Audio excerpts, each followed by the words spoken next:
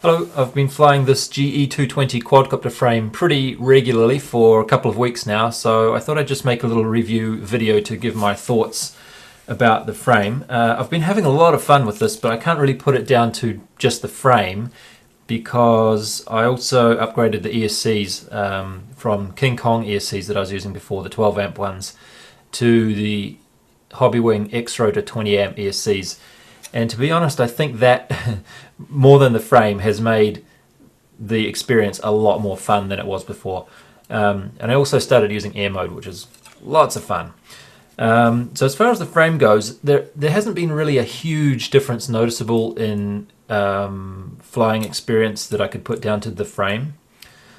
So it's more just the matter of conveniences or inconveniences of things like getting the battery on and off, what happens when you crash, mounting stuff on here, and what happens when you crash with stuff like this mounted up there and that. I've been a little bit sloppy with the way I stuck things on, so some of the problems I've had I've kind of brought upon myself. As you can see at the moment, I have my receiver antennas sort of just wire tied onto the edge of the frame there, which is not very good. I'll have to do something about that. But probably the biggest difference to the normal or the typical frame that I've been using so far is that the battery's on the bottom.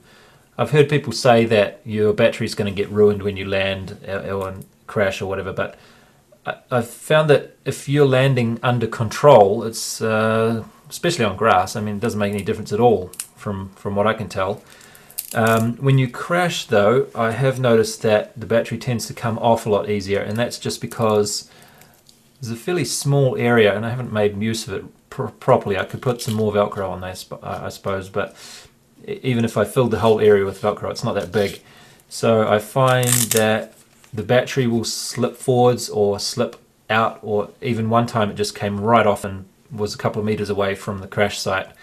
And I didn't really get that too much with the regular style, like Mini H kind of frame.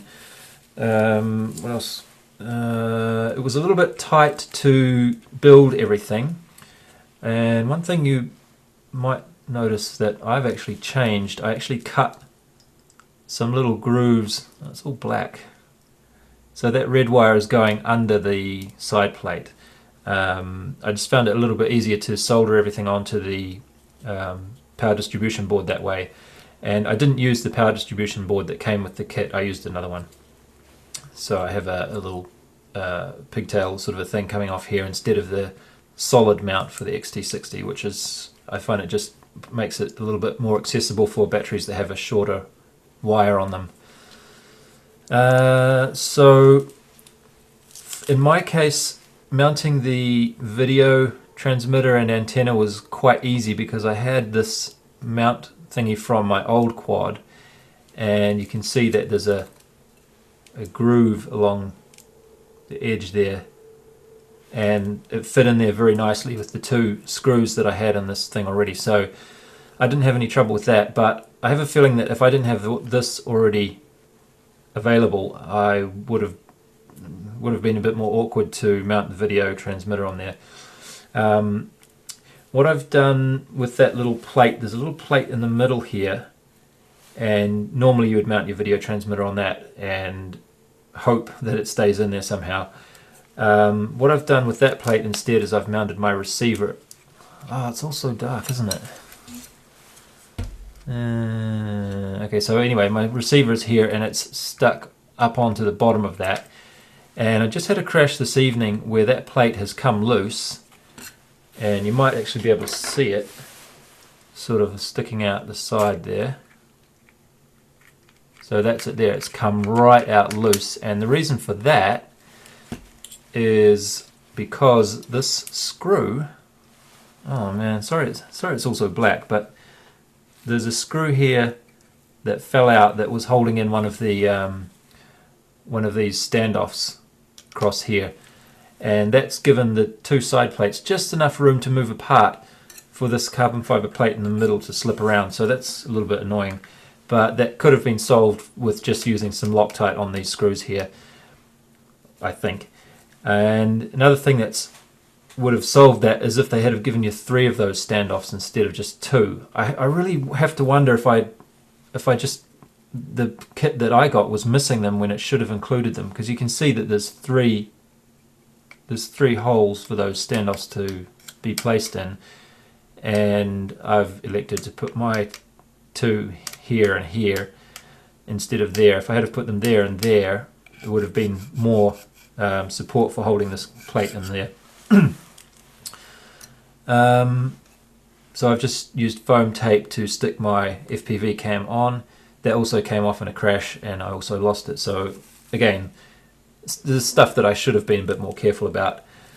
As far as the mounting an HD cam on the top, I didn't do that for a while because I initially had one of these things to put my receiver antennas on, and I had that stuck with foam tape on the back side of the camera plate, and that got in the way of this area here, so I didn't put my HD cam on for a while. But then this broke in a crash, so I thought I'll put the antennas somewhere else and put the HD cam on. With the HD cam, there's a bit of an issue here because you can't really get it any lower angle than that, which is 45 degrees or so. So that's fine if you want to have your cameras like that, but for beginners that's going to be pretty tough, I think. And I actually have my FPV cam a little bit lower, so my camera angles are not matching up, but they're not too far off, so the video footage doesn't look too bad. But if you tipped your FPV camera down to the first slot here, there'd be quite different angles. It might look a bit strange in the video footage. And the other thing was that there wasn't really anything in the kit to easily stick a camera on, so I just made up this plywood plate here and just a couple of grooves on the side, and it looks like I got the grain going the wrong way and it snapped off pretty easily there in a crash, but that works alright. And I haven't noticed any jello. There's no damping balls or anything here, but the footage has been very good. No ugly jello. Probably the biggest setback of all that I've had is, you can see my receiver. I'm a sucker for punishment because I'm doing the same thing that gave me problems before. I have my receiver antenna wires coming through here, which is not too far from the props, and this is actually the second receiver that I've had on here, and you're probably getting the idea now. But if I show you the first receiver I had on, I think you can see the problem there is that you get a lot of grass on the the problem is that you get your wires cut like that. So unfortunately yeah, I got both of the wires cut on here, so this is just going to have to be a short distance testing stuff receiver in the future, I think. Unless maybe I can fix it, I don't know. Anyway, that was probably the biggest problem that I've had so far. But like I say, I just was a bit sloppy with stuff and lazy. I don't think there's a whole lot much else to say.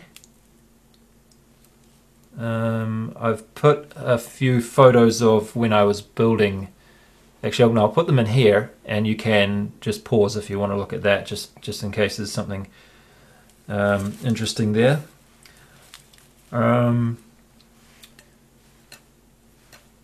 Oh yeah, the other thing was, even though you can use 6-inch props with this frame, they've set it up so that you can.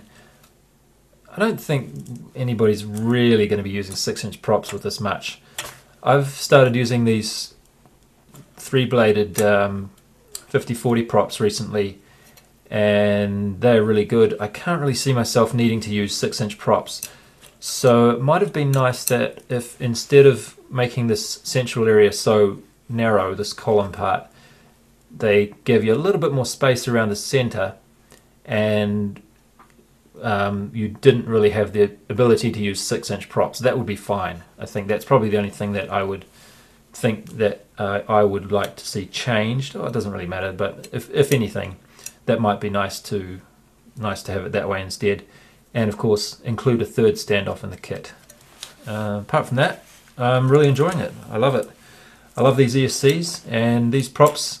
These are the GemFan 5040 polycarbonate props, which I only have one set, and I've been using them quite a bit because I've noticed that, like the King Kong props, you can sort of see this one here has been bent and then bent back a few times, and it's still going. It's getting a bit noisy and buzzy, but you can crash and keep using them. So yeah, really glad I discovered these props too.